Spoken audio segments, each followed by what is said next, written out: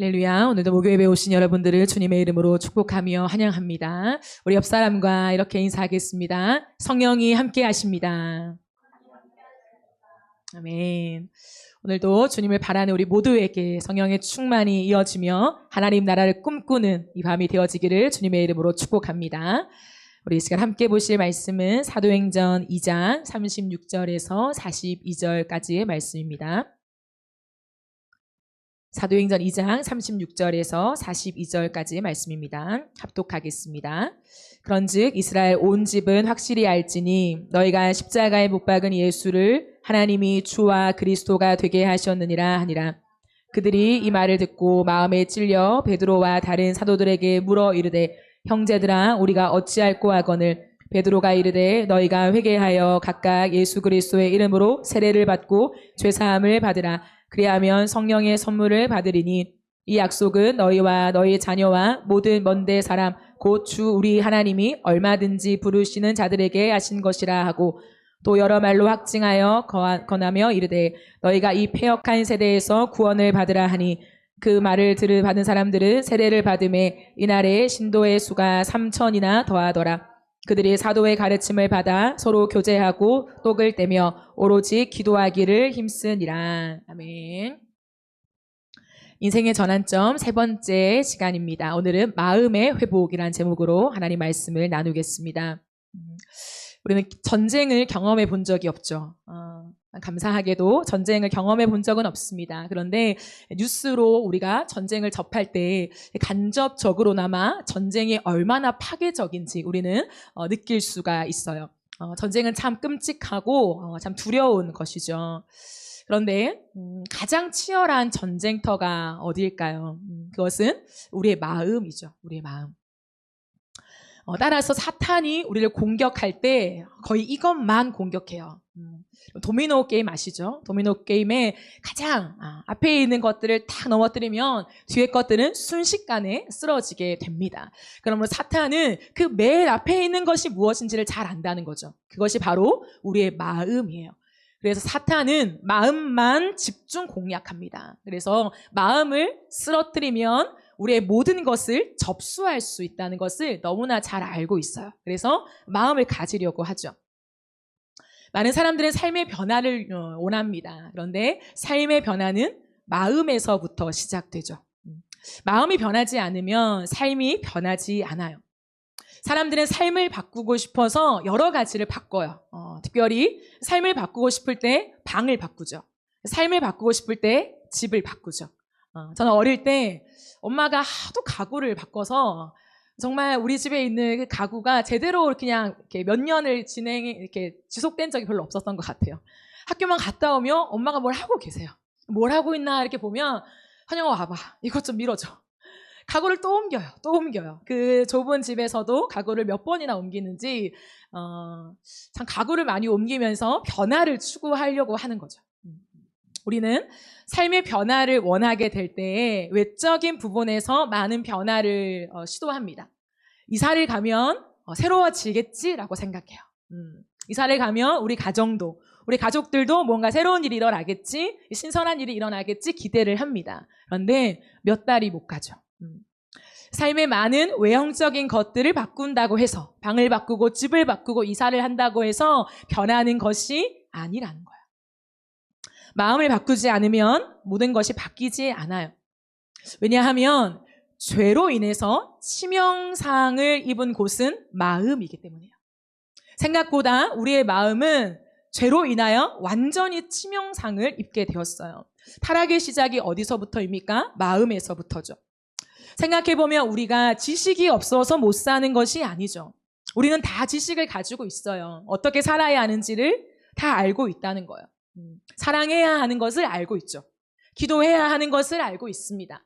미안하다고 사과해야 하는 것도 알아요. 말씀을 읽어야 되는 것도 알고요. 다 알아요. 그런데 안 되는 거죠. 왜 그런가 하면 죄로 인해서 우리의 마음이 치명상을 입었기 때문이에요. 로마서 1장 21절에 보면 사람들은 하나님을 알면서도 하나님을 하나님으로 영화롭게 해드리거나 감사를 드리기는커녕 오히려 생각이 허망해져서 그들의 지각 없는 마음이 어두워졌다. 1장 28절부터 이하 읽어보아도요. 사람들이 하나님을 인정하기를 싫어하므로 하나님께서는 사람들을 타락한 마음 자리에 내버려 두셔서 해서는 안 될 일을 하도록 놓아두셨습니다. 사람들은 온갖 불의와 악행과 탐욕과 악의로 가득 차 있으며 시기와 살이와 분쟁과 사기와 적의로 가득 차 있으며 수군거리는 자요, 중상하는 자요, 하나님을 미워하는 자요, 불손한 자요, 오만한 자요, 자랑하는 자요, 악을 꾸미는 모략꾼이요, 부모를 거역하는 자요, 우매한 자요, 신의가 없는 자요, 무정한 자요, 무자비한 자입니다.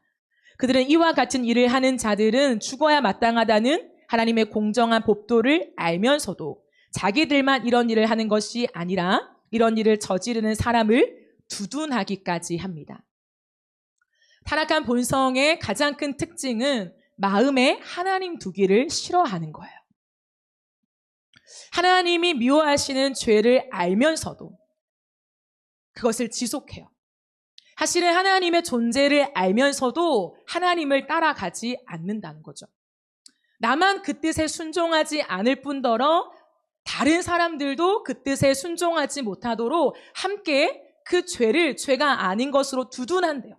그럴 수 있지 라고 한다는 거죠. 이것이 뭐냐면 타락의 본성이다라고 하는 거예요. 내가 안 되는 건 어쩔 수 없어요. 우리가 안 되는 건 어쩔 수 없습니다. 그런데 안 되기 때문에 하나님의 은혜와 긍휼을 구하는 것이 아니라 안 되는데 뭐 어쩌라고. 다 그런 거야. 다 이렇게 살아가는 거야. 다 무정하잖아. 나만 무정한 거야? 나만 무자비한 거야? 그런 거야? 이렇게 말하는 거죠. 그러면서 나와 동일한 사람을 찾죠. 저 사람도 무정하네? 저 사람도 무자비하네? 저 사람도 악을 행하네? 저 사람도 그 행동을 하네? 그렇다면 괜찮지 않을까? 라는 안주함에 살아간다는 것입니다. 이것이 죄의 가장 큰 특징이라고 로마서는 우리에게 말해주고 있어요. 즉 죄를 죄로 인정하지 않는 거죠. 왜 죄를 죄로 인정하지 않을까요? 죄인데 성경이 죄라고 말하고 있는데 왜 죄를 죄로 인정하지 않을까요? 왜냐하면 내가 하고 싶은 대로 살려는 욕망이 너무나 강하기 때문이에요. 여러분 죄를 죄로 인정하는 순간 어떻게 해야 돼요? 바꿔야 되죠. 죄를 내가 시인하면 그래 맞아 내가 잘못한 게 맞아 이게 죄가 맞아 라고 인정하면 바꿔야 되죠. 죄인데 어쩌라고 이렇게 하는 사람은 없어요. 죄인 줄 알면 바꿔야 되고 그 행동에서 돌아서야 하는 거예요. 그런데 인간의 악한 본성은요 그렇게 하고 싶지가 않은 거예요. 내가 지속하고 있는 이것들을 계속 연속적으로 하고 싶은 거예요. 내가 바꿀 마음이 없는 거예요. 그럼 어떻게 해요? 내가 바꾸기 싫으니까 죄를 죄로 인정하지 않기 시작합니다. 괜찮아. 이건 성향인 거야. 다른 사람들도 그렇게 하는 거야. 라고 하면서 죄를 죄로 인정하지 않고 그냥 회피하고 지나가려는 모습이 굉장히 많아지게 된다는 것이죠. 그러니까 많은 핑곗거리를 대면서 내 모습을 정당화하는 행동을 많이 해요. 많이 하죠. 그런데 여러분, 죄는 계속 짓잖아요. 우리가 죄는 계속 지어요. 죄를 안 짓는 사람은 없습니다. 그런데 회개를 안 하면 어떻게 될까요? 죄를 계속 지어요. 회개를 안 해요? 그러면 마음이 굳어지죠. 너무나 잘 아는 사실입니다. 마음이 굳어집니다. 마음이 딱딱해져요. 감각이 없게 되는 거죠. 죄를 죄로 인식하는 것에 무감각해지는 거예요. 거기에 대한 찔림도 없고 자극도 없고 반응을 하고 싶지도 않아요. 내 마음은 강철이 되어 버리는 거죠. 그 결과가 어떻게 되냐면요. 내 자아가 엄청나게 비대해집니다. 자아가 확대되어져요. 그래서 나의 세상이 굉장히 커지는 거예요. 인간은 하나님을 섬기지 않으면 아무것도 섬기지 않는 것이 아니라 반드시 우상을 섬기게 되어 있습니다. 왜냐하면 하나님은 우리가 예배하는 존재로 하나님은 우리가 누군가를 높이는 존재로 만드셨기 때문이에요. 그런데 하나님을 높여야 마땅한 우리가 죄로 인하여 타락하잖아요. 그러면 나는 그냥 아무것도 안 높일 거야. 난 안 섬길 거야 라고 해서 그 상태로 있는 것이 아니라 반드시 무언가를 섬기게 되어 있어요. 그게 우상이고요. 우상의 중심을 가만히 들여다보면 무엇이 있을까요?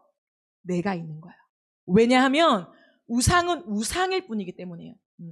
우상은 우리가 섬길 수 있는 실제가 아니잖아요. 진짜 살아있는 대상이 아니라는 거예요. 우리가 꾸며낸 거라는 거예요. 사람들이 만들어낸 거라는 거죠. 그러므로 그 중심에는 무엇이 있냐면 하나님을 높이려는 그 중심에 나를 높이고 싶어서 우상을 만드는 거예요. 그러니까 우상은 뭐냐면 내가 좋아하는 거라는 거죠. 내가 끌리는 것, 내가 원하는 것, 내가 가고 싶은 것, 그것을 우상으로 만들지 내가 쫓아가고 싶지 않아요. 난 그거 마음에 안 들어요. 난 그걸 원하지도 않아요. 그것을 우상으로 만드는 경우는 단 한 명도 없다는 거예요. 다 내가 원하는 것이 우상이 되는 것입니다. 그러므로 뒤집어 말하면 그 우상은 누구입니까? 나인 거죠. 그러므로 하나님을 섬기지 않는 모든 사람은 예외 없이 나를 숭배하게 되어 있어요. 내가 신이 됩니다.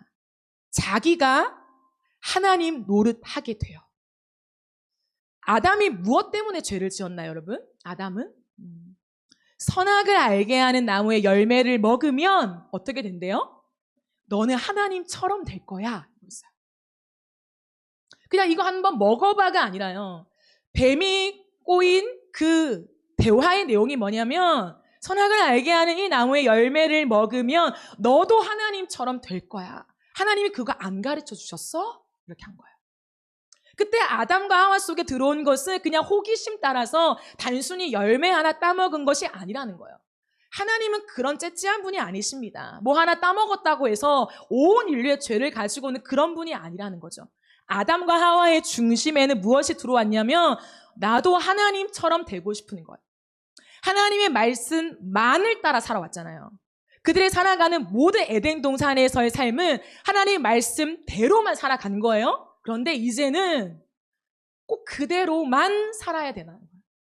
하나님의 말씀을 따르죠. 말씀을 따르는데 하나님의 말씀만 따라야 되나?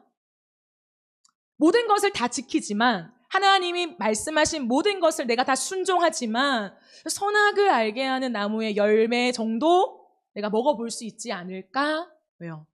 내가 하나님처럼 되고 싶은 마음이 들어와 버렸기 때문이죠. 그러므로 죄는 무엇이냐면 죄는 하나님의 말씀대로만 사는 것을 거부하는 거예요. 100% 내 인생이 하나님의 말씀대로만 그 말씀만으로 살아가는 것을 거부할 때 죄가 들어오게 되는 거예요. 그러니까 또 다른 이중적인 주인을 만들죠. 하나님과 나. 이중적인 주인을 만들어 가요. 그렇기 때문에 죄인의 특징은 무엇이냐면 내가 원하는 대로 내가 하고 싶은 대로 살아가는 거예요. 그게 죄인의 가장 결정적인 특징입니다. 그리고 그것에 별로 거리낌이 없어요. 내가 원하는 대로, 내가 계획한 대로, 내가 하고 싶은 대로 살아가는 것에 그게 왜? 뭐가 문제인데? 그럴 수 있지 않아? 라고 생각하는 거예요. 거리낌이 없어요. 그리고 오히려 그것을 즐거워해요. 즐겁게. 그런데 진정한 변화는 어떻게 올까요? 진정한 변화는 그 마음이 새롭게 되어질 때 와요. 우리의 마음속에 하나님의 말씀대로만 살아가기를 거부하는 그 마음이 새롭게 되어질 때에 우리의 삶의 모든 것은 다 들고 일어난다는 거예요. 마치 도미노 게임에서 앞에 있는 것이 하나 딱 무너지니까 다 무너졌는데 뒤집어 말했을 때 하나님의 역사는 뭐냐면 야 이거 언제 다 세우냐. 내 인생 속에 다 무너져 있는 것들 이거 하나하나 세우려면 언제 다 세워? 불가능할 것 같잖아요. 넘어뜨리기는 쉬운데 세운다는 것은 상상이 안 되는 거예요. 우리의 원리에 맞지 않아요. 그런데 하나님이 하시는 일은 뭐냐면 마음 하나를 다시 딱 세우면요. 기적처럼 우리의 삶에 무너진 모든 것을 다 일으켜 세우세요. 그게 복음의 능력이에요.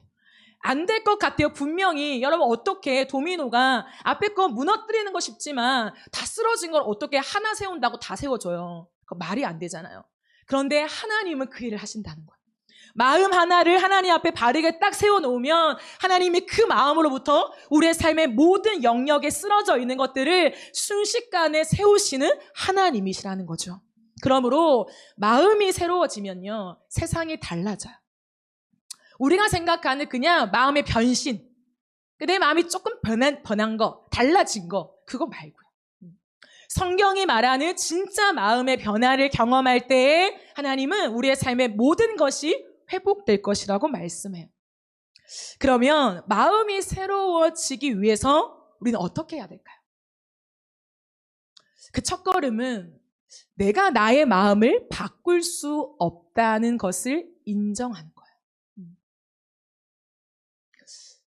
인정이라는 것은 단순한 이해가 아니에요. 그렇지. 살다 보니까 내 마음대로 되는 거 하나 없다. 인생 걸어보니까 내 마음대로 안 된다. 그거 깨닫는 정도가 아니라는 거야. 단순히 이해하면서 그렇지. 내 마음을 이렇게 세울 때 모든 것이 세워지지. 세상 사람도 다 그렇게 얘기하잖아요. 그런데 그 마음을, 그 인정을 말씀하는 것이 아니에요. 하나님이 말씀하시는 우리가 내 마음을 바꿀 수 없다라는 것을 처절하게 인정하는 게 뭐냐면 내 마음이 가난한 마음이 된다는 거예요. 여러분, 가난한 마음이 무엇인지 아십니까? 예수님께서 마태복음 산상수훈에서 가난한 마음이라고 말할 때는요, 이 가난하다라고 하는 것은 거린이요. 거린이 몇 주 동안 굶었어요. 한 끼도 못 먹고 몇 주 동안 굶었습니다. 그러니까 배가 너무 고픈 거예요. 정말 생활할 아무런 힘도 없는 거예요. 배가 너무 고파서 양식을 구해야 하는데 양식을 구하는 것조차도 내가 할 수 없는 거죠. 내가 이 빵을 사 먹을 능력이 아무것도 없는 거예요. 누군가가 나한테 주지 않으면 나는 이 거린의 이 모습에서 벗어날 수가 없는 거죠. 그럴 때요, 몇 주 굶은 거린이 누군가에게 구걸하다. 이것이 뭐냐면 심령이 가난한 자는 이라고 하는 표현이에요. 즉 무엇이냐면 내 마음을 내가 바꿔야 한다는 건 알지만, 내가 하나님 앞에서 이 마음을 바꿔야 한다는 건 알지만 내 마음을 바꿀 수 있는 방법과 힘이 아무것도 없어서 성령님만을 구하는 그 마음, 그 절박한 마음, 그 간절한 마음, 그것이 뭐냐면 심령이 가난하다라고 하는 거예요. 그럼 정말 절박한 상황 속에 처해 본 적이 있어요. 저는 예전에 갯벌에 봉사활동을 간 적이 있습니다. 그런데 정말 농담 안 하고요. 제가 그 갯벌에 막 열심히 일을 하다가 다리가 이제 훅 빠진 거예요. 다리를 이렇게 꺼내려고 하는데 안 꺼내지는 거 있죠. 갯벌 다 가보셨죠? 안 꺼내지잖아요. 그런데 제가 얼마나 열심히 일했던지 제법 빠져 있는 거예요. 저는 갯벌을 처음 가봤어요. 그때 봉사활동하러 처음 가봤는데 발이 생각보다 많이 빠진 거예요. 근데 꼼짝을 안 하는 거예요. 정말 꼼짝을 안 하더라고요. 그런데 제 바로 주변에 누군가가 있는 게 아니라 듬성듬성 있었어요. 봉사활동하는 사람들이 별로 없어서 듬성듬성 있었는데 그 순간에요, 죽음의 공포가 확 밀려오는 거예요. 아니, 물이 들어차는 것도 아니고 나를 놔두고 다들 가버리는 것도 아닌데 사람이 참 희한하죠. 그 순간에 죽음의 공포가 확 몰려오면서 제가 어떻게 했냐면 정말 온 힘을 다해 고함을 쳤어요. 날 좀 도와줘. 발이 빠졌어. 미친 듯이 제가 고함을 질렀어요. 그때 제가 깨달은 게 뭐냐면, 사람은 절박하면 하나밖에 선택할 수 없구나. 진짜 절박함이 깊으면 빠졌네? 이거 어떻게 빼지? 이 정도가 아니라는 거예요. 진짜 내가 죽음의 문턱 앞에 죽음의 공포를 턱 느끼면요, 그 순간에 아무것도 생각이 안 나고 반사적으로요, 도와줘, 이거밖에 안 되는 거예요. 누구라도. 아는 사람이 있어서가 아니라 누구라도 한 명이 날 봤으면 좋겠는, 그래서 나를 이 위기에서 건져줬으면 좋겠는 그 절박함 속에서요, 하나밖에 원하는 것이 없더라, 이 말이죠. 여러분, 진짜 절박하면요 하나밖에 없습니다. 그건 뭐냐면 살려주세요, 이거예요. 덜 절박하면요 찾아야 어떻게 빼지? 누가 있나? 태연해요. 빼지겠지, 언제는. 빼지겠지, 물이 차겠나? 물이 차면 빠지겠지, 이 정도예요. 그런데요, 정말 내 인생의 절박함이 내 문턱 앞에 탁 오면요, 살려주세요라고 말할 수밖에 없는 거예요. 심령이 가난하다라는 말은 이 말이에요.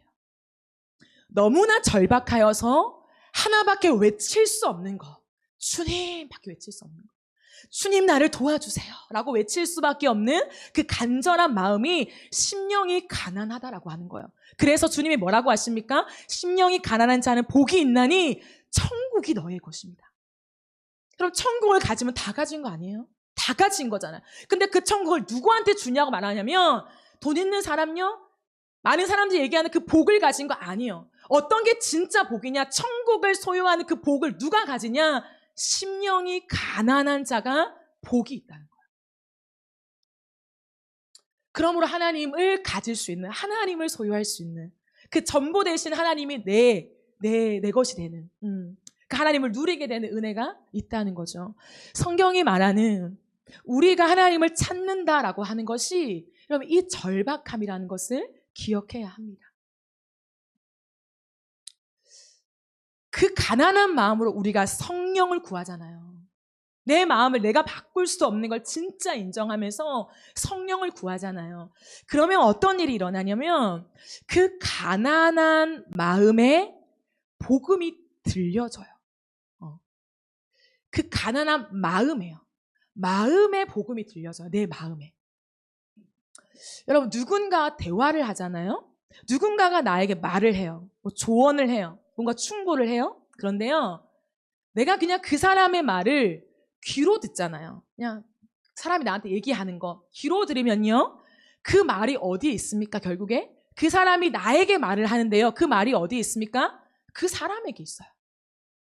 내 귀에 들리는 건 뭐냐면 말은 내 귀로 들리지만 사실은 그 말의 내용이 어디에 있습니까? 그냥 이 사람에게 머물러 있어요.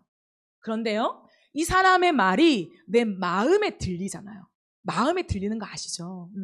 마음에 딱 들릴 때가 있어요. 마음에 딱 새겨질 때가 있어요. 그러면 이 말은 어디에 있게 되나요? 이 말은요. 이 사람에게서 나에게 옮겨져요. 그래서 내 마음에 있게 됩니다. 나의 이야기가 되는 거예요. 내 말이 되는 거죠. 내 것이 되는 거예요. 그래서 그 말을 내 마음으로 들으면 어떻게 될까요? 바뀌어요. 바뀝니다. 그럼 부부 사이도 있잖아요. 부부 사이. 막 얘기하잖아요. 자기 의견을 막 얘기하잖아요. 실컷 다 얘기했어요. 안 변해요. 며칠 좀 괜찮아지다가 다시 원상태로 쌩 돌아가요. 왜 그럴까요? 상대방의 말이 그 사람에게 여전히 머물러 있기 때문이에요. 아무리 많은 얘기를 하고 시간을 걸려서 이야기하지만 그 사람의 말이 내 귀에는 들어왔지만 그래 맞아 알겠어 그렇게 할게 그게 맞는 것 같아 잘해볼게 라고 하지만 내 귀에 들리는 것은요 다시 그 사람에게 돌아가요.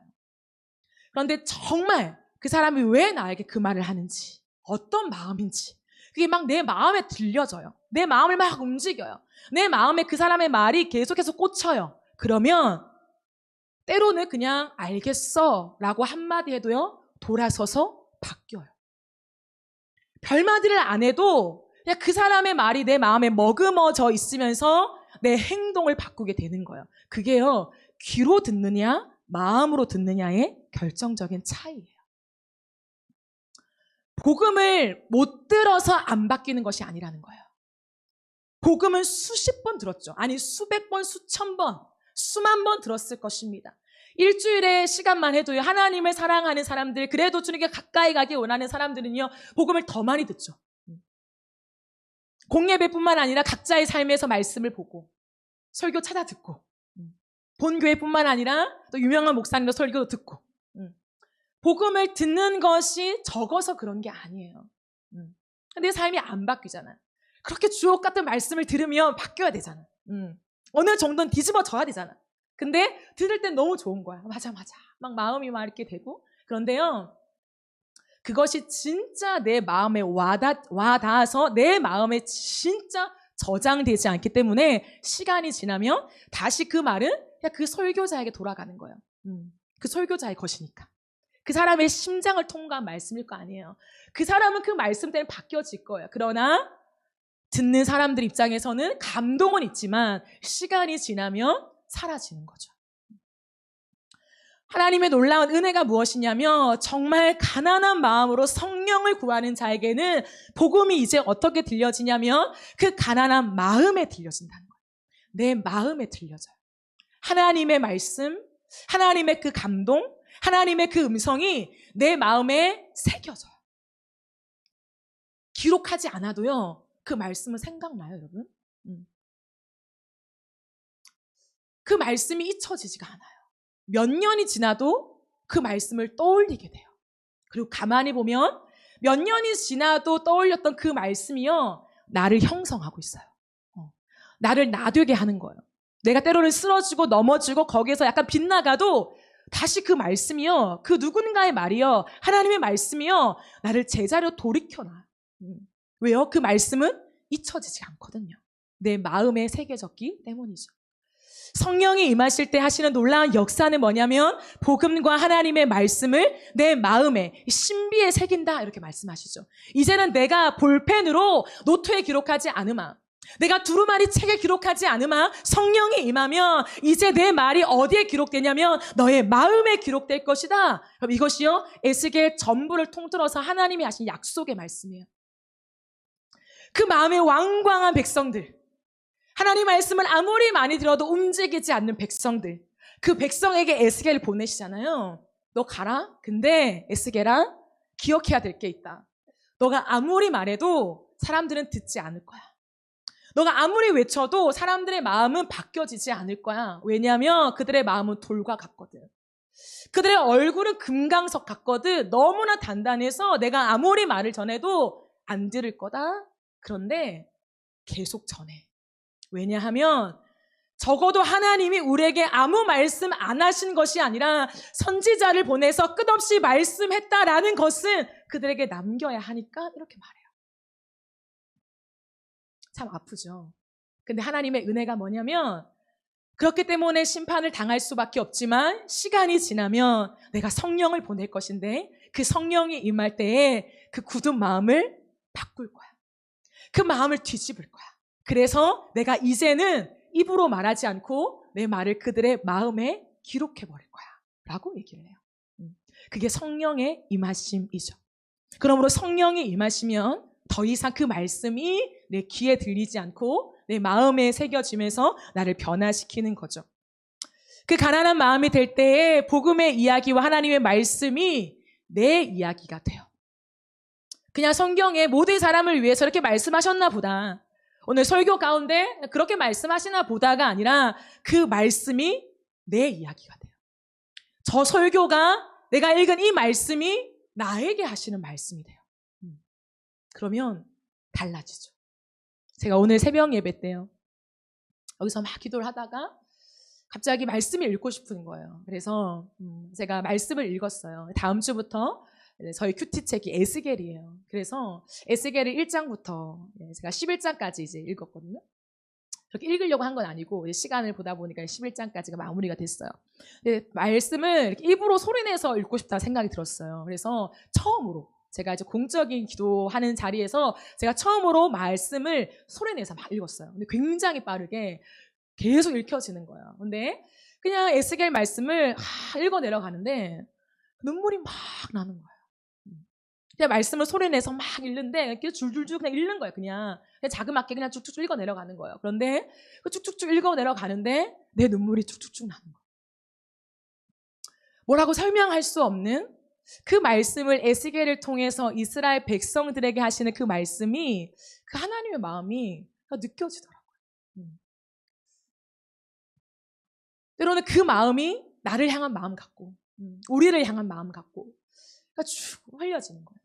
그게 무엇일까요? 그 시간에 그 말씀이 내 이야기가 되는 거죠. 그게 성경을 읽을 때 놀라운 은혜죠. 분명히 모든 사람이 똑같이 읽는 이 성경책인데 이 말씀이 나의 이야기가 되어서 들려지면서 아멘하게 되는 것이 성령의 역사라는 거야. 왜냐하면 성경을 누가 기록하셨습니까? 성령이요. 사람을 통해서 성령 하나님이 직접 저자가 되셨잖아요. 그렇기 때문에 성령이 역사할 때 이 말씀이 풀어지면서 이 말씀이 내 말씀이 되는 거예요. 이 말씀이 내 삶에 적용이 돼요. 이 말씀이 내 상황에 적용이 돼요. 이 말씀과 내 마음이 만나게 되는 거예요. 그게 성령이 임할 때 나타나는 놀라운 역사라는 것이죠. 베드로는 성령 충만하여 그곳에 모여있는 많은 사람들에게 복음을 담대하게 증거해요. 오늘 우리가 읽은 36절에 보면 그런즉 이스라엘 온 집은 확실히 알지니 너희가 십자가에 못 박은 이 예수를 하나님이 주와 그리스도가 되게 하셨느니라 하리라. 그러자 이 말을 들은 사람들이요, 37절에 보면 어떻게 되냐면 이 말을 듣고 마음에 찔려 베드로와 다른 사도들에게 물어 이르되 형제들아 우리가 어찌할꼬 이렇게 말해요. 36절에 너희가 십자가에 못 박은 이 예수를 이렇게 말하죠. 베드로가 지금 설교하고 있는 이 사람들은 너희라고 하는 이 부류는 누구입니까, 여러분? 누구예요? 유대인들이죠. 유대인들을 향해서 너희가 이렇게 말하죠. 너희가. 그러면 유대인들은 어떻게 살아왔던 것입니까? 지금까지는 종교적인 노력으로 살아온 거예요. 겉으로는 하나님을 섬겼지만 그들의 열심은 자기 의를 쌓아가는 것이었다는 것. 십자가와는 굉장히 멀어진 삶이었어요. 예수님은 유대인들에게 죄를 지적하셨죠. 그들의 죄를 낱낱이 지적하셨습니다. 그런데 그 예수님의 말씀이 나에게 해당되는 말씀으로 한 번도 들려진 적이 없었어요. 말씀을 지금 처음 듣는 게 아니라 베드로를 통해서 지금 처음 복음을 접하고 우리가 한 행동에 대한 것들을 말씀을 처음 듣는 것이 아니라요, 이미 많이 들었다는 거예요. 그런데 한 번도 그 말씀이 내 말씀이 된 적은 없어요. 그러니까 그 말씀을 들을 때마다 어떻게 돼요? 기분이 나쁜 거죠. 유대인들은 항상 기분이 나빠했어요. 예수님이 직접 말씀을 전하든 사도들이 전하든 동일하게 유대인들의 반응은 뭐냐면 굉장히 불편해했어요. 들을 때마다 마음이 불편한 거예요. 왜 저렇게 말하지? 왜 우리의 죄를 이야기하지? 우리가 뭘 잘못했길래? 라고 얘기하는 거예요. 그 말을 듣고 싶지 않아 했어요. 더 이상 듣고 싶지 않아서 자리를 피하기도 하고요. 자기들끼리 모의를 하면서 어떻게 저 예수를 죽일까 의논하게 되었습니다. 그래서 예수를 결국 십자가에 못 박았죠. 그렇게 들리지 않았던 내 죄와 주님의 지적이 만나지 않았던, 비켜나가면서 내가 왜요? 내가 왜 죄인이에요? 나 죄인인지 모르겠는데요. 라고 했던 그 유대인들이 지금 성령의 강림하시는 그 놀라운 사건 앞에서 베드로가 성령에 충만하여서 주의 말씀을 전하니까 그들이 똑같은 말을 듣는데도 어떻게 되었나요? 마음에 찔렸다라고 했어요. 마음에 탁 찔리는 거예요. 아, 저 말이 내 얘기구나. 십자가에 못 박은 사람들이 얼마나 많은 줄 아십니까, 여러분? 아시죠? 패션 오브 크라이스트 보세요. 수많은 군중들이요, 바나바를 내놔라, 예수를 못 박아라, 얼마나 많이 외쳤는지 몰라요. 그럼 그 수십 명의 사람들, 아니 수백 명의 사람들, 그 어마어마한 사람들이 예수를 못 박았는데 왜 내가 예수를 못 박았어? 나 아니야. 나 예수님 못 안 박았어. 한마디면 끝나는 거예요, 여러분. 어떻게 찾아내요? 너 그때 거기 몇 번 줄에 있었지? 아무도 못 찾아낸다는 거예요. 나 안 했어? 하면 끝나는 거예요. 그런데 베드로가 성령 충만하여서 너희가 예수님을 십자가에 못 박았잖아. 너가 예수님을 십자가에 못 박았잖아. 라고 하니까 마음에 찔린 거예요. 내가 예수님을 못 박았다. 그럼 이것은요, 지식으로 깨닫거나 팩트의 진실을 확보한 증거물을 확보해서 내가 인정하지 않을 수 없기 때문에 얘기하는 것이 아니라 성령이 우리 가운데 임하실 때에 찔림을 주시는 거예요. 아, 내가 죄인이구나. 내가 씻을 수 없는 죄인이구나. 내가 예수를 못 박았구나. 이 얘기가요, 내 얘기가 되는 거예요. 우리가 1번 찬양 불렀잖아요. 내가 예수를 못 박았습니다. 그 찬양의 가사가 내 고백이 되는 거예요. 그 찬양을 부르신 작곡, 작사하신 전은주 목사님 되셨죠. 목사님께서 거기서 그런 얘기 하시잖아요. 내가 십자가에 못 박았다는 그 얘기를 너무 많이 들었지만 어느 순간 나는 예수님을 십자가에 못 박지 않았어. 내가 교회를 얼마나 열심히 했는데, 내가 주님을 위해서 얼마나 수고를 많이 했는데 나는 십자가에 못 박지 않았어 라고 생각하고 있는 자신의 교만함을 발견하면서 2절 가사를 썼잖아요.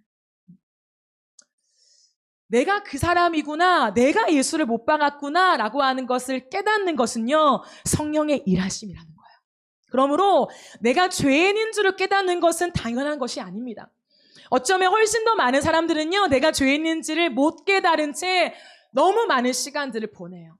너무 많은 세월들을 보냅니다. 내가 하나님을 섬기지만, 교회 안에 있지만, 여전히 많은 것들을 하고 있지만 뼛속까지 내가 죄인이라는 깨달음과 고백을 하지 못할 수도 있어요. 왜냐하면 내 귀에 들린다고 해서 아, 내가 죄인이구나 라고 인정되는 것이 아니기 때문이에요.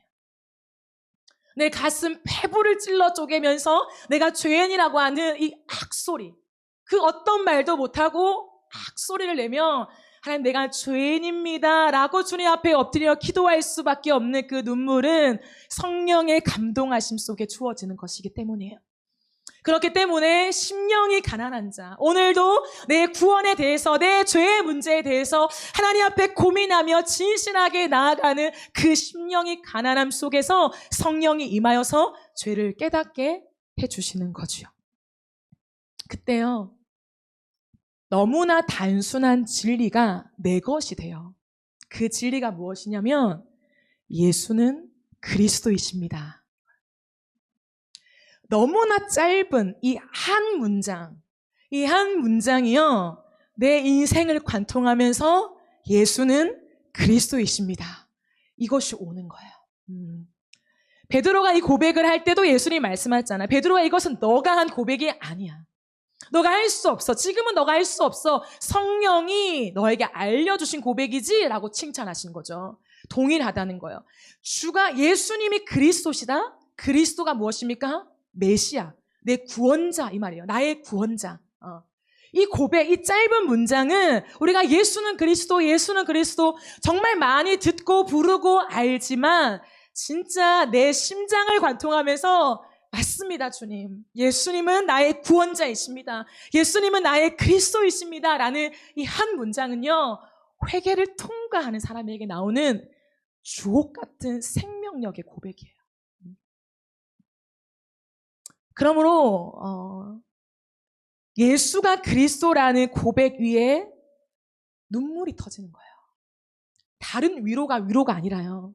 내 마음을 달래주는 찬양이 위로가 아니라요. 예수가 그리스도라는 이 찬양이요, 이 고백이요, 내 영혼을 감싸는 위로가 돼요. 여러분, 완전한 위로자가 누구십니까? 예수 그리스도세요. 근데 그 예수 그리스도가 그냥 우리 곁에 오셔서 야 힘들지, 힘내, 이것만이 위로가 아니라요. 성경이 말하는 진짜 위로는 뭐냐면 예수가 그리스도이심이 믿어지는 거예요.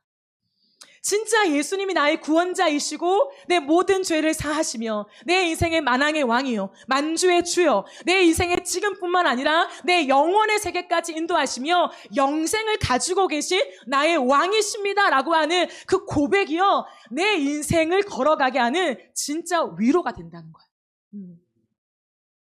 그래서 회개가 막 일어날 때 내 마음에 하나님 두기를 싫어했던 그 마음이요, 착착착착 지나가요. 파노라마처럼요, 주마등처럼요. 아, 내가 마음에 하나님 두기를 싫어했지, 내 마음대로 살아왔던 거, 그때가요 나도 모르게 착착착착 생각나게 해주세요, 성령께서. 그러니 눈물을 흘리지 않을 수가 없죠. 회개하려고 일부러 눈물을 내는 거 말고요. 그게 막 조명되어지고 깨달아지고 그 상황이요, 기억했던 게 아닌데 갑자기 생각나요. 왜요? 성령은 생각나게 하시는 영이에요. 기도 가운데 성령을 구해야 하는 이유는 뭐냐면 내가 그냥 내 머리 짠해서 그렇지 이거 기도해야지 라고 하는 것이 아니라 성령이 임하면요 생각이 나게 하세요. 내 죄도 생각이 나게 하시고 하나님의 약속의 말씀도 생각나게 하시고 내가 그렇게 하나님 앞에 절절하게 울면서 은혜를 경험했던 그때가 갑자기 불현듯 새록새록 생각이 나요. 마치 지금 이 현장에 있는 것처럼 그때로 내가 소환된 것 같아요. 그러면서 성령의 음성이 들리는 거예요. 너 그때 내가 은혜 줬지 않냐? 그때 너와 내가 만났지 않아? 그때 너가 회개하며 나를 찬양했지 않아? 그 찬양 어디 갔냐? 그 찬양이 어디 갔냐? 그 고백이 어디 갔냐? 그 성령의 음성이요, 기도 가운데 내 가슴에 쾅쾅쾅 들려지는 거예요. 그러면요, 기도를 안 해도, 말이 안 나와도 막 우는 거야. 뜨거운 눈물을 막 흘리는 거야. 왜요? 생각이 났거든요. 그 감당이 못해요, 우리는. 성령이 생각나게 하시면 감당을 못해요. 그러니까 성령을 구하는 거죠. 내 힘으로 기도하면요, 메말라요. 기도하면 힘들어요. 근데 성령이 생각나게 하시면 기도가 어떻게 해요? 되어지죠. 그러니까 보세요. 이들이 마음에 찔려서 죄를 회개하며 우리가 어떻게 할까 하니까 회개하고, 이건 단순히 입의 해결을 말하는 게 아니에요. 세례를 받으라 이렇게 말하잖아요. 그것은 사람들 앞에서 너가 이제 유대교를 버리고 예수님을 믿는다는 것을 공식적으로 공표해라 이 말이에요. 그 세례를 받아라 이거죠. 그 세례를 받고 성령을 선물로 받아라 라고 말해요. 그들이 그렇게 합니다. 그러니까 어떻게 됩니까? 그 이후에요, 그런 사람들이 3,000명이나 더해졌대요. 계속해서 그 구원받는 사람들이 늘어난 거예요. 그리고 그들은요 모여요. 희한하죠. 동일하게 회개하고 하나님의 그 은혜를 받고 성령을 체험할 사람들, 성령을 체험해서 마음이 뒤집어진 사람들의 동일한 모습이 뭐냐면 모여요. 그리고 뭐 합니까? 기도를 해요.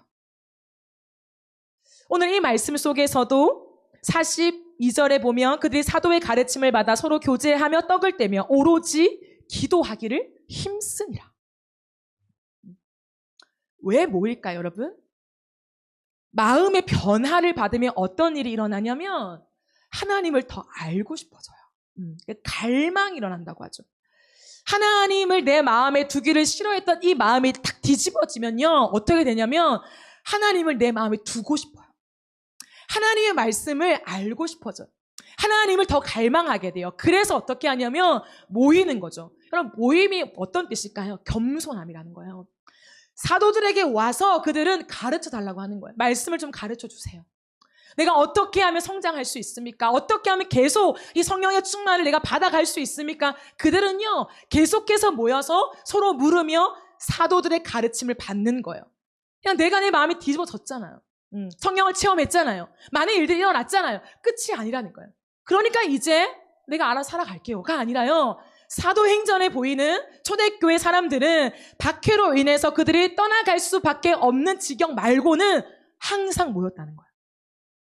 항상 모여서 말씀을 배우고 말씀을 듣고 그 말씀 앞에 겸손하게 말씀을 배우려는 자세로 나아갔습니다. 그리고 그들은요, 기도했어요. 그럼 기도가 무엇일까요? 내 힘으로 살아갈 수 없다는 거잖아요. 기도하지 않고 살아간다는 것이 무엇입니까? 내 힘으로 살아갈 수 있다는 거죠. 시간의 문제도 아니고요. 어떤 성질의 문제도 아니고요. 이것은 어떤 영성의 문제도 아니에요. 이것은. 그런 문제가 아니라요, 기도를 안 한다는 것은 단순해요. 오늘도 내 힘으로 살아진다는 거예요. 복잡하게 생각할 거 없어요. 내 신앙이 요거밖에 안 돼서 아니에요, 여러분. 신앙이 얕고 교회 온 지 얼마 안 됐다고 해서 기도 안 하는 게 아니에요. 진짜 새가족들, 하나님을 만난 사람들을 보면요, 그들은 예수를 만나면서요 모든 예배에 참석하잖아요. 그게 단순히 사람 만나려고 그러는 거 말고요, 진짜 그들의 마음속에 갈망이 있으면요 배우고 싶고 내가 내 힘으로 살아갈 수 없다는 걸 알기 때문에 새벽 예배도 나와요. 자기들 수요 예배 나와요. 금요 예배 나와요. 주일 예배 나와요. 그 주중에 있는 모든 모임 참석하고 싶어서 그것을 궁금해해요. 왜 제가 이걸 아냐면 제가 20대 때 부산에 있을 때 제가 새가족 장년부를 맡았어요. 제가 풀타임을 하면서 장년들, 어른들 새가족 팀을 맡았어요. 교구를 맡으면서 새가족들을 만났는데 제가 섬긴 교회는요, 매주마다 새가족이 왔어요. 매주마다 어른들이 등록하십니다. 그럼 매주마다 제가 이제 그분들과 대화를 나누고 교제를 하잖아요. 신방도 가고요. 그런데 진짜 예수님을 만나고 변화된 사람들을 보면요, 모든 예배를 사모하시더라고요. 그러니까 성장이 빠른 거예요. 하나님을 향한 성장이 빠르죠. 그렇게 되는 거죠. 변화가 일어난다는 것은 무엇이냐면 내 힘으로 살아갈 수 없구나라는 것을 깨닫기 때문에 반드시 기도로 이어지게 돼 있어요. 기도가 때로는 막 이렇게 청산유수로 나오지 않아도요 괜찮은 거예요. 기도는 말로 하는 게 아니거든요. 사실은 말로 하는 게 아니라 마음으로 하는 거예요. 기도는 내 마음을 하나님께 올려드리는 거죠. 하나님, 제 마음이 이래요. 하나님 없이는 내가 살아갈 수 없어요. 이제는 주님 없이 살고 싶지도 않아요. 주님과 동행하고 싶어요. 그 마음을 하나님 앞에 내놓고 머물러 있는 시간을 기도라고 하죠. 그러므로 기도가 열리는 거예요, 여러분. 여러분, 영이 막혀 있으면 내 죄가 쌓여 있어서 영이 막히잖아요. 내 죄가 수북히 쌓여 있으면 영이 막히거든요. 영이 막힐 때 나타나는 분명한 현상은 뭐냐면 기도가 안 돼요. 기도가 막힙니다. 기도가 입 밖으로 안 나와요. 여러분 이것은요, 뭐 묵상 기도하냐, 통성 기도하냐, 기도의 유형이나 기도의 형식을 말하는 것이 아니에요. 그러니까 성령이 내 가운데 임하시지 않고 내 죄가 쌓여 있으면요, 기도가 입 밖으로 안 나와요. 말을 하고 싶어도 입 밖으로 안 나와요. 그런데요, 성령에 충만하고 내 죄가 하나님 앞에 토설되어지면서 내가 내 마음에 있는 막 죄악들을 고백하다 보면요, 통성기도 하고 싶어서 그런 게 아니라 내가 막 소리 내어서 나 기도합니다 이렇게 자랑하고 싶어서 하는 게 아니라 소리가 나져요. 기도가 터진다고 하죠. 기도가 되어진다고 얘기하잖아요. 그 기도가 터지는 일들이 일어나는 거예요. 왜냐하면 영적인 일이기 때문이에요. 영적인 일들. 그래서요, 영적으로 꽉 막혀 있으면요, 말씀도 안 보려고 해요. 말씀 안 봐져요. 봐야 되는 거 알지만요, 말씀이 눈에 안 들어와요, 여러분. 그럴 때 있지 않나요? 저는 많아요. 많았어요, 되게. 그래서 그때 깨달았어요, 제가 제 영적인 것들을 가늠하는 몇 가지 표지가 있는데 그 중에 하나가 뭐냐면 말씀을 읽을 때 말씀이 눈에 안 들어온다. 그럼 내가 영적으로 좀 문제가 있구나라는 생각을 해요. 전 제 스스로. 영적으로 우리가 깨어나고 성령이 임하면요, 말씀이 눈에 들어와요. 이 글자들이 눈에 들어와요, 이렇게. 그러니까 보세요, 여러분. 영적으로 이렇게 기도 많이 하시고 하나님과 친밀하신 분들을 보면 이 성경 말씀이 이렇게 튀어나온다고. 그런 일들이 있다니까요, 진짜. 그 말씀이요, 내 가운데 탁 조명되어지면서 그 말씀이 내 말씀으로 빨아당겨지고 이해가 되어지고 읽혀진다는 거예요. 근데 영이 막히면 말씀이 안 읽혀져요. 말씀 한 장 읽는 것도 너무 힘들어요. 뭐 읽었더라 내가? 다시 읽어보자, 이렇게 되는 거예요. 영이 막히면 그렇게 되는 거예요. 그래서 성령이 임하실 때의 사도행전을 읽어보세요. 동일한 역사가 뭐냐면 말씀을 사모하게 되고요, 기도가 터져요. 그래서 그들은 모였을 때 말씀과 기도로 나아가죠. 왜 한국교회 안에서도 끝없이 말씀과 기도, 여러분 말씀과 기도입니다를 강조하겠어요? 진짜 거기에 생명력이 있고요. 성령이 임하실 때 역사가 뭐냐면 말씀을 해석해 주시고요, 말씀을 풀어주시고요, 그리고 기도가 되어지게 하는 거예요. 그러니까 우리 안에는 모든 쓴뿌리, 모든 죄, 모든 더러움들이 다 토설되어지면서 성령의 은사와 성령의 감동하심이 내 안에 부어지게 되는 거예요. 그러니까 영적으로 충만해지게 되죠. 강하게 되죠. 그런데 그 말씀과 기도가 약해지면요, 영이 약해지는 거예요. 그러니까 이 시대의 사단은 무엇을 빼앗을까요? 우리에게 말씀과 기도를 빼앗는 거죠. 말씀과 기도, 십자가 빼앗으면요, 다 빼앗는 거예요. 다 빼앗기는 거예요. 지금 이 시대, 마지막 시대에 사단은 공략합니다. 말씀과 기도 없이 신앙생활을 잘 유지할 수 있게 만들어요. 우리의 가닥으로 신앙생활을 하게 만들죠. 우리가 아는 내 지식에 머물러 있는 그 하나님을 섬기는 것이 그냥 대부분이다, 이렇게 생각하게 만들어요. 거기에 속으면 안 됩니다.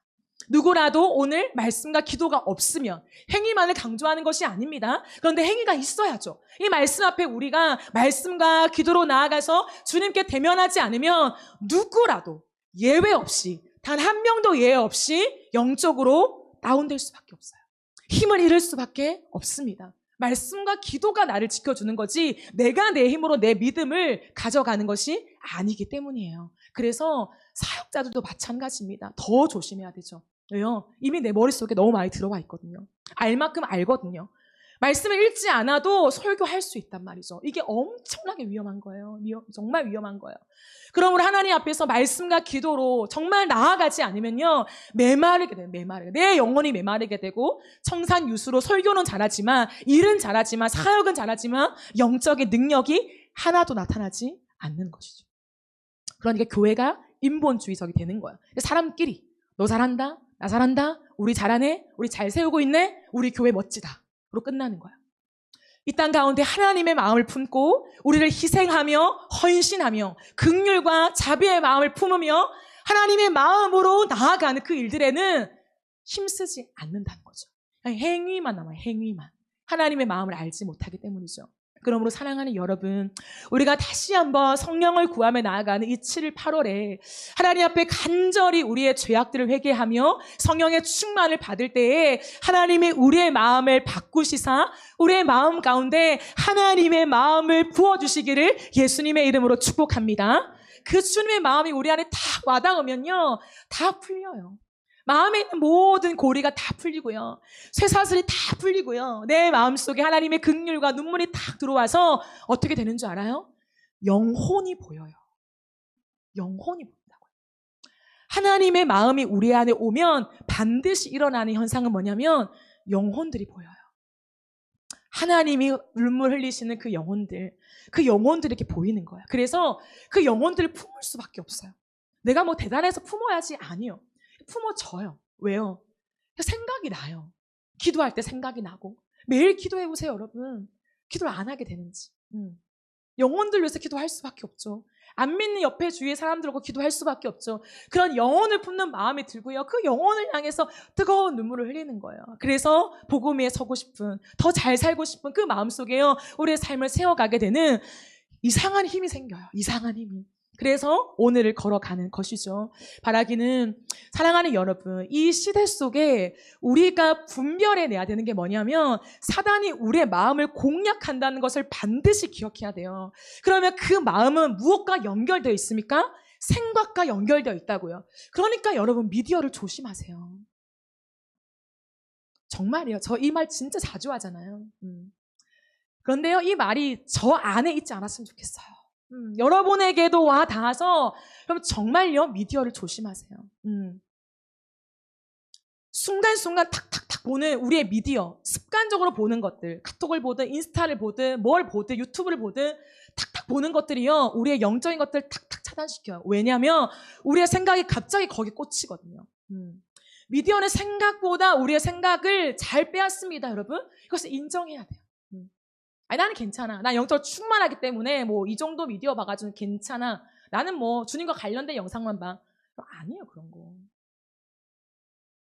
그 순간에 내가 핸드폰을 켜는 행위 자체 그게 습관이 되어 있다면 필요하면 당연히 해야죠. 필요하면 당연히 해야죠. 필요한 게 아니라 너무 그냥 습관적으로 보고 이런 거 있잖아요. 우리 잘하잖아요 그런 거. 가만히 핸드폰 안 봐도 되는데 뭐 온 게 아닌데 갑자기 뭐 얘기하다가도 아니면 뭐 생각하다가도 탁 이렇게 한번 넘겨요. 그리고 탁 켜요. 인스타 한번 탁 봐요. 그런 걸 조심해야 돼요, 여러분.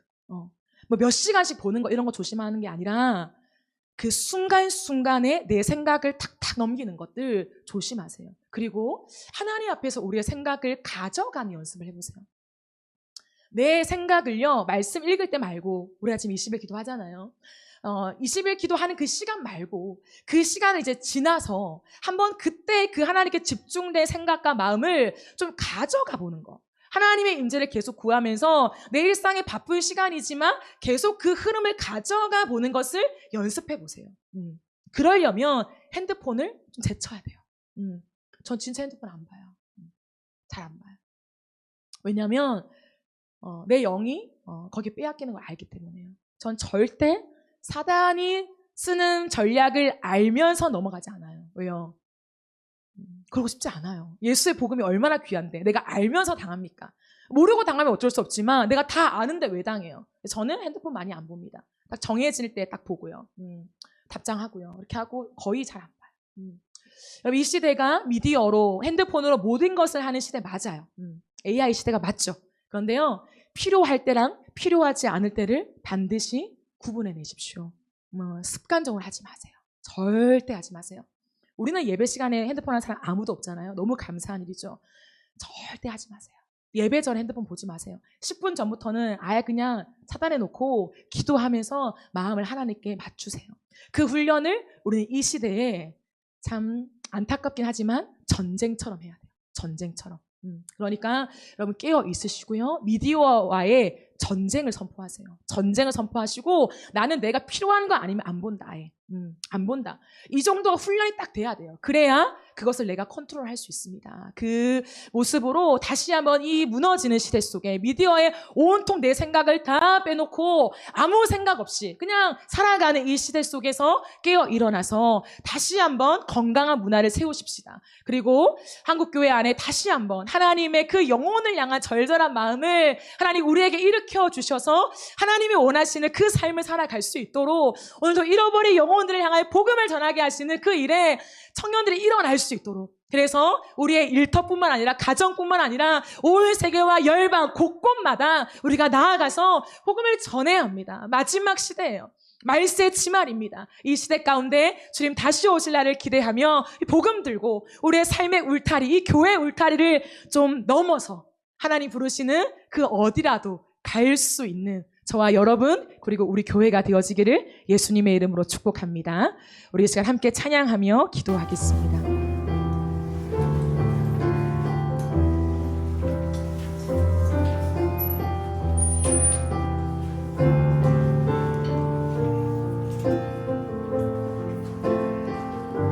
찬양합시다. 오늘 이 자리에 모인 우리, 오늘 이 자리에 모인 우리, 어린 양 예수 따라가는 우리 되게 하소서. 성령의 충만한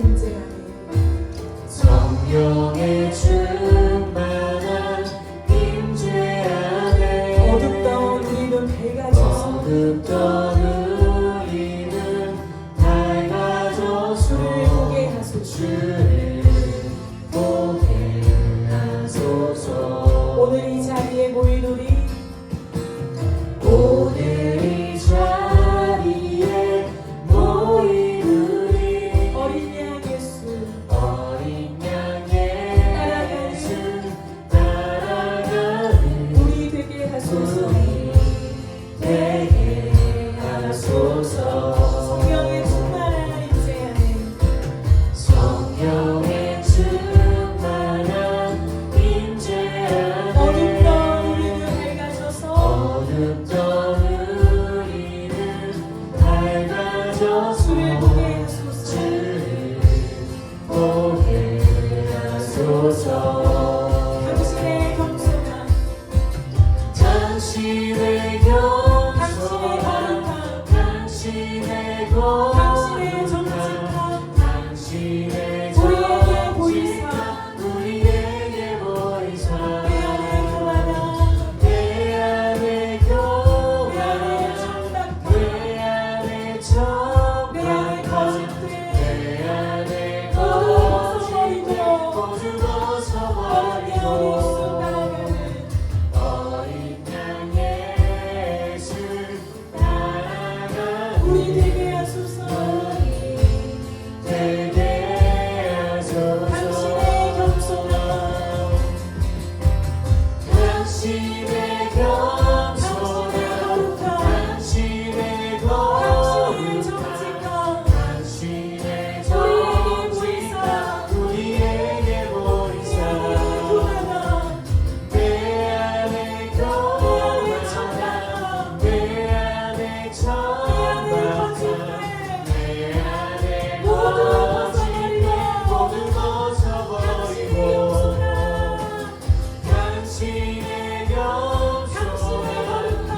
당신의 겸손함, 당신의 정직함, 당신의 정직함, 우리에게 보이사, 내 안에 교만함, 내 안에 정직함, 내 안에 거짓됨, 내 안에 거짓됨, 모두 벗어버리고 당신의 겸손함, 당신의 정직함, 당신의 정직함, 우리에게 보이사, 내 안에 교만함, 내 안에 정직함, 내 안에 거짓됨, 모두 벗어버리고 어린 양 예수 따라가는 우리 되게 하소서. 내 안에 교만함, 내 안에 정, 내 안에 가정, 내 안에 모두 벗어버리고 어린 양 예수 따라가는 어린 양 예수 따라가는 우리 되게 하소서. 우리 되게 하소서. 나를 주님 앞에서, 나를 주님 앞에서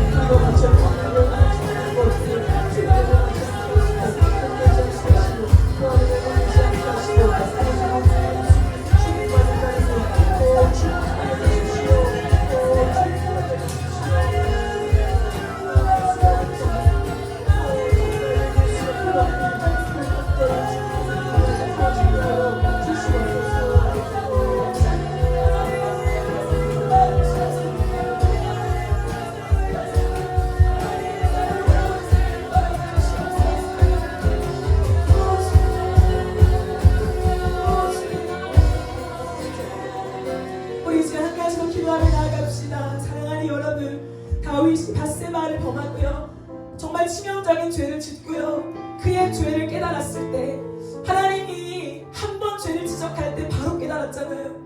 나단 선지자가 일러줬을 때 바로 깨달았잖아요. 그 깨닫고 주님 앞에 기도하며 나아갈 때요, 자신의 지옥 같은 이 죄가 들킨 것 때문에 괴로운 게 아닙니다.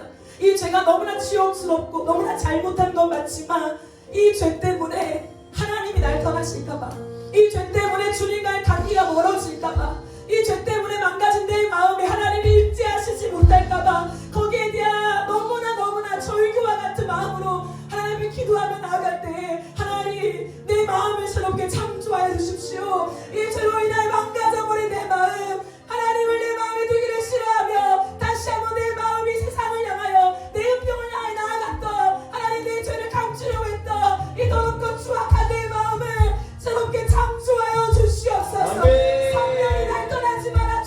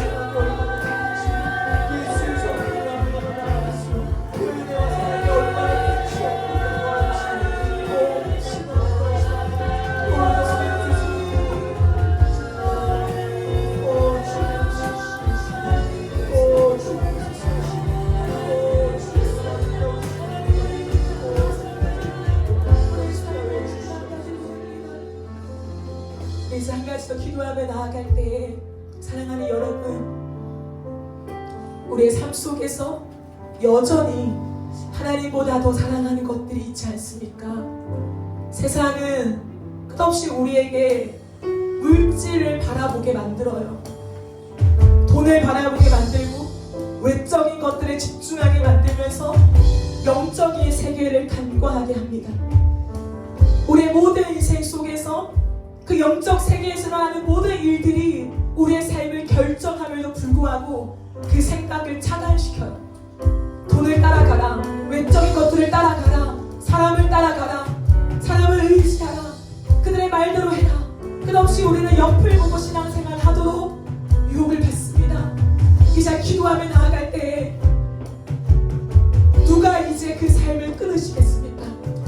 돈을 따라가다가 다시 하나님께 돌아오고, 하나님께 돌아가다가 다시 돈을 따라가고 외적인 것을 따라가는 이 반복된 삶을 우리가 끊기로 주님 앞에 고백합시다. 하나님, 이제 세상을 따라가지 않겠습니다. 주님 예수 그리스도의 은혜와 하나님 이름 앞에 내 정체성을 확고히 하며 그리스도인답게 하나님의 자녀답게 살아갈 수 있게 도와주시옵소서. 하나님, 우리의 삶이 주님 손 안에 있습니다. 하나님이 우리의 삶을 다스리십니다. 이 믿음에 흔들리지 않게 도와주시고, 하나님 주님보다 더 사랑하는 것들 다 버리게 하여 주시고, 하나님만을 더 뜨겁게 사랑하는 우리의 삶이 되어지게 하여 주시옵소서. 날마다 주님을 향한 고백이 살아있어야 하잖아요. 세월이 오를수록 덤덤해지는 것이 아니라 나 같은 죄인을 살리신 영생을 주신 예수 그리스도 이름 앞에 우리의 마음이 더 부드러워지고 더 깊은 관계 안으로 들어가야 하는 거잖아요. 하나님, 우리의 신앙이 더 깊어지게 하여 주시옵소서. 그가 계신 것을 알게 하여 주시고, 기도하며 나아갈 때 하나님, 무너지는 백성들의 기도를 들으시사 응답하시는 하나님이신 것을 경험하는 우리의 삶이 되어지게 하여 주시옵소서. 이제부터 주의 한번 외치며 기도하며 나갑시다.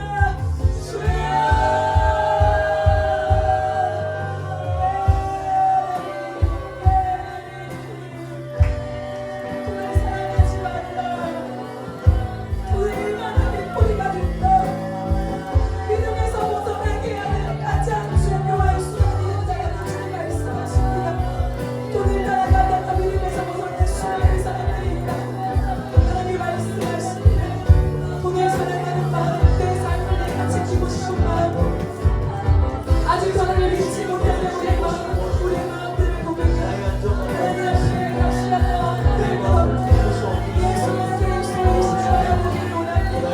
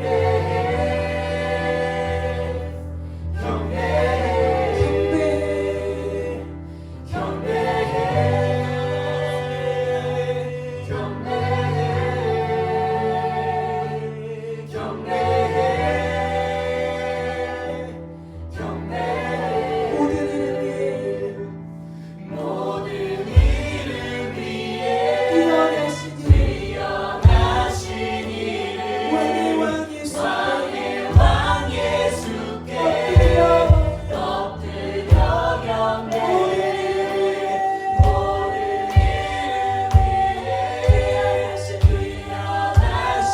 이름 왕의 왕 예수께 손 들고 경배해 모든 이름 위에 귀하신 이름 왕의 왕 예수께 엎드려 경배해 모든 이름 위에 귀하신 이름 왕의 왕 예수께 손 들고 경배해 온 땅에 온 땅에 여러분 예수의 꿈을 꿉시다. 온 땅이 주님을 찬양할지어다. 온 땅이 나라의 주를 찬양할지어다. 온 땅에 예수 그리스도시여 온 땅에 살리시는 하나님이십니다. 온 땅을 영원할지어다. 예수 그리스도시여 하나님의 왕이시여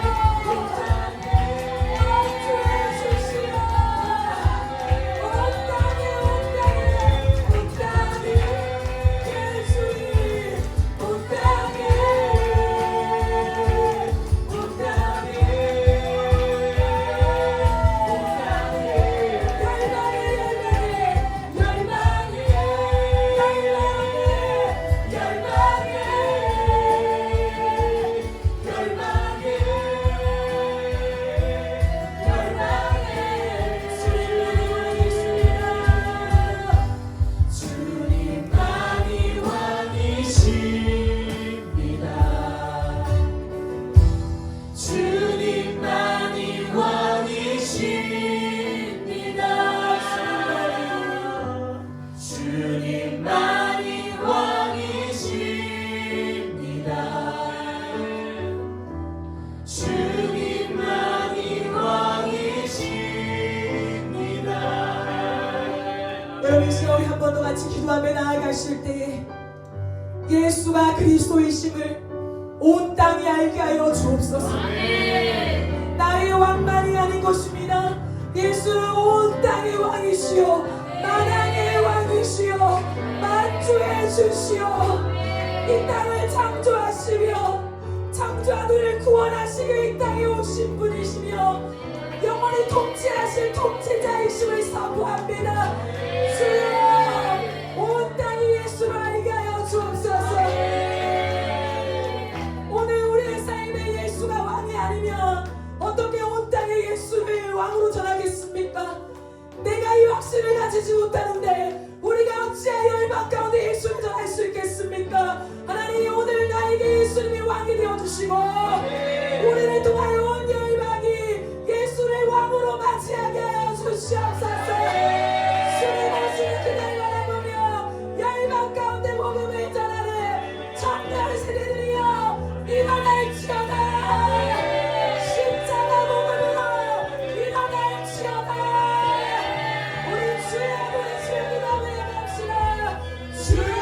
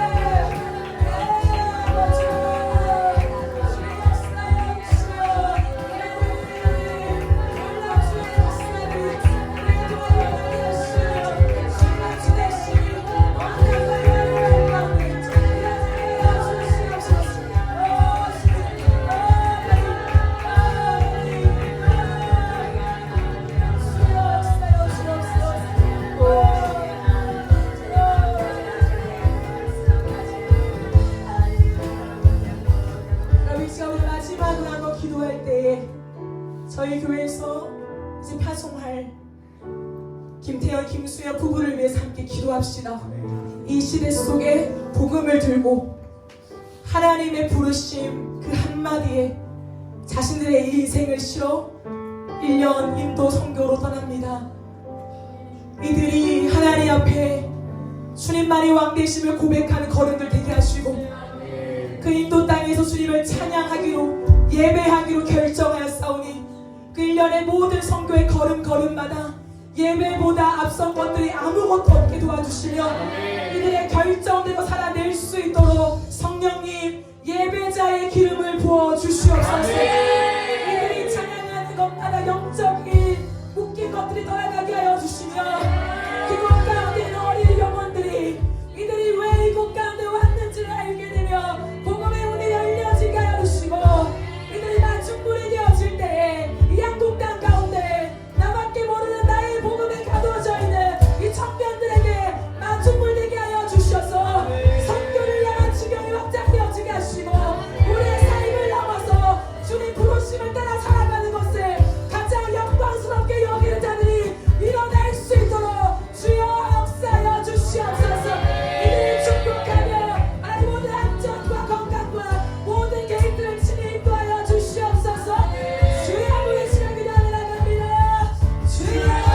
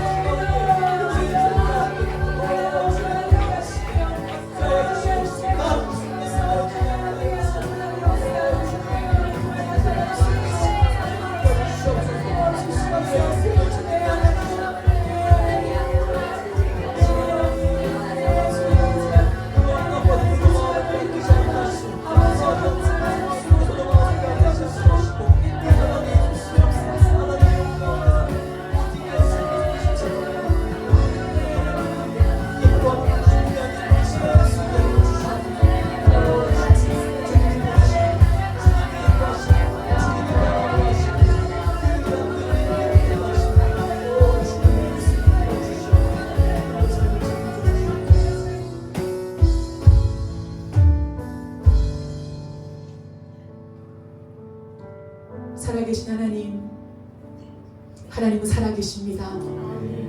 우리가 죽은 자를 섬기는 것이 아니라 오늘도 살아계신 주님, 영원토록 살아계신 하나님 한 분을 섬깁니다. 우리가 누구인지 또 우리가 누구를 섬기는 자들인지 잊지 않게 하시고 세상을 만드시며 운행해 가시며 세상의 마지막을 주고 계신 하나님 앞에서 부끄럽지 않게 살게 하여 주옵소서. 주님이 우리의 인생을 붙잡고 계십니다. 하나님이 우리의 모든 걸음을 인도하시며 우리의 머리털 하나까지도 세시는 너무나 선하신 하나님이십니다. 우리가 알 수 없는 모든 인생의 작은 퍼즐조차도 버리지 아니하시고 우리의 실수마저 하나님의 영광을 위해 사용하시는, 요긴하게 사용하시는 하나님의 놀라운 일하심을 감탄하며 살게 하여 주십시오. 그 일을 아는 것이 얼마나 큰지, 얼마나 감격스러운지, 얼마나 놀라운지, 놀라고 또 놀라도 하나님으로 인하여 놀랄 일이 너무나 많은 우리의 인생들입니다. 주님, 이 복을 알게 해주셔서 감사드리며 지금부터 주님 앞에 서는 그날까지 주의 복으로, 하나님 주신 예수 그리스도의 복으로만 우리가 충만해지게 하여 주시옵소서. 하나님, 이 땅이 많이 어둡습니다. 세상은 발전되었다고 이야기하지만, 편리해졌다고 이야기하지만 그 편리함이 우리의 영혼을 갉아먹고 있으며 하나님으로부터 우리를 떼어놓고 있으며 우리의 시선이 완전히 물질 세계 안에 고정되어서 영적인 세계를 바라보지 못하게 만드는 어둠 가운데에 있습니다. 주여, 말씀과 기도로 깨어 일어나게 하시고 예수가 그리스도이심을 고백하며 하나님 다시 한번 우리가 이 땅 가운데 어떻게 살아야 될지를 깨닫고 말씀 위에 서게 하여 주시옵소서.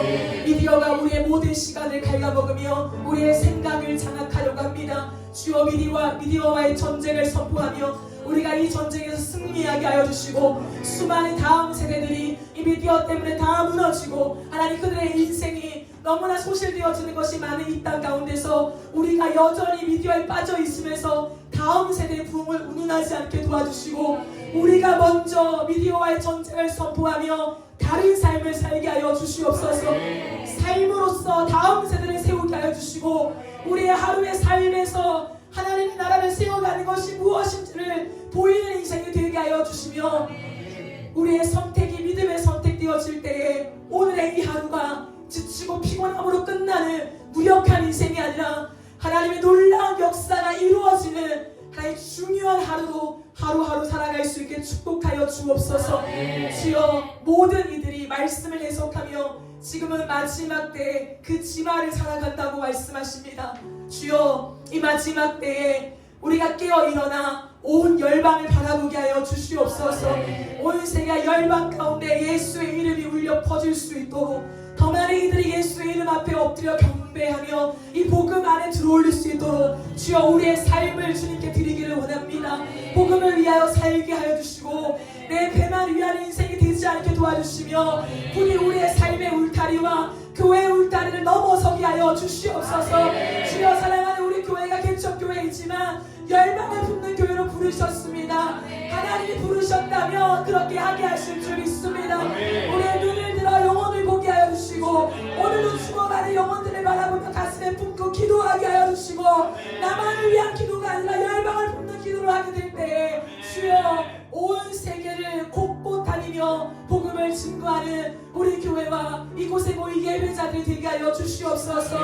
주님 앞에 설날 부끄럽지 않은 구원을 맞이하게 하시며 주님 앞에 하나님의 구원을 위하여 살다 왔다고 말할 수 있는 우리의 사랑의 고백이 주님 앞에 부끄럽지 않는 진실한 고백 될 수 있도록 오늘을 복음 앞에 살게 하여 주옵소서. 그렇게 할 모든 예배자들을 축복하며 이들의 모든 인생을 주님께 맡겨드리며 살아계신 예수 그리스도 이름으로 기도드립니다. 아멘.